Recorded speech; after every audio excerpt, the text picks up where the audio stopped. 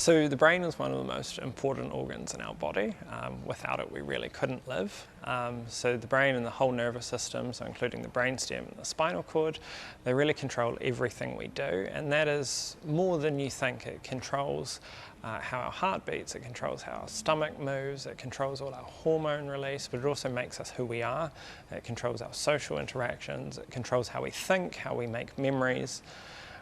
So it is really sort of the coordinator of everything that goes on in your body.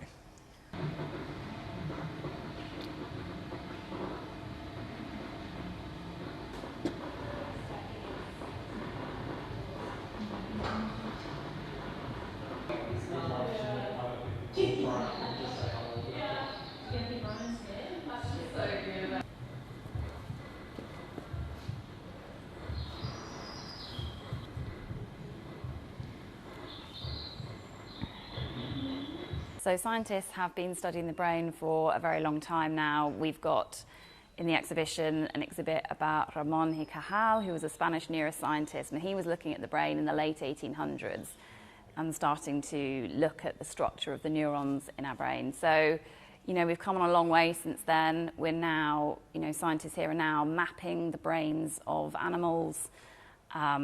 So we feature also the work of Michael Winding, who has mapped the first complete insect brain, which is about 3,000 neurons, and we've got a little way to go to the 86 billion that are in our heads.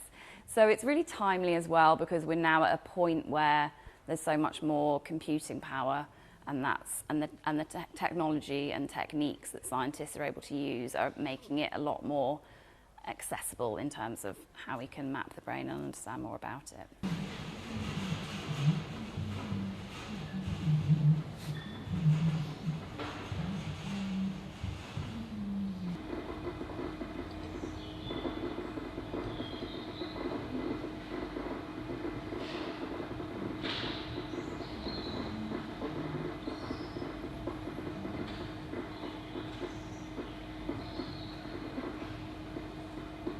The most complete brain that's been mapped to date is that of the maggot of a fruit fly, which is the size of a poppy seed.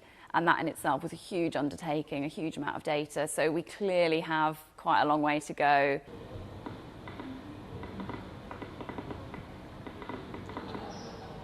I hadn't really noticed that, how lovely. And anatomical correctness, which is nice.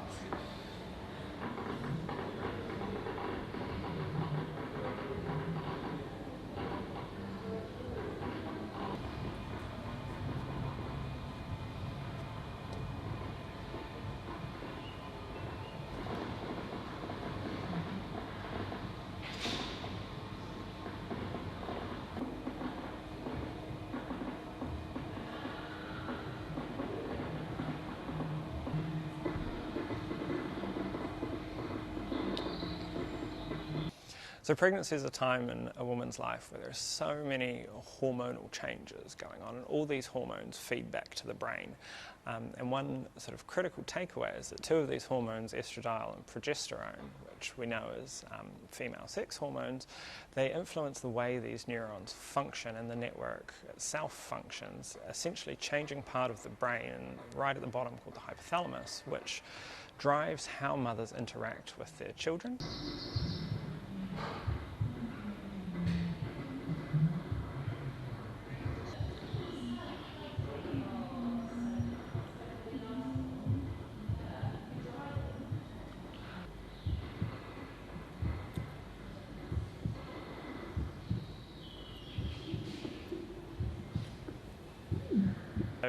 pregnancy seems to induce some long-term changes. We're not sure how long at the moment. There are studies out of America that suggest perhaps 2 years, and by that it goes back. But I think to really understand how pregnancy has changed the brain is to actually talk to women who have been through it, and they will tell you that this is sort of an everlasting change in their brain with changes in love for their children and things like that. So instead of thinking about it on a more molecular level and say how has the circuitry changed, well, the circuitry has changed, but then changes the lives of the people, which is perhaps more translatable of our science into society.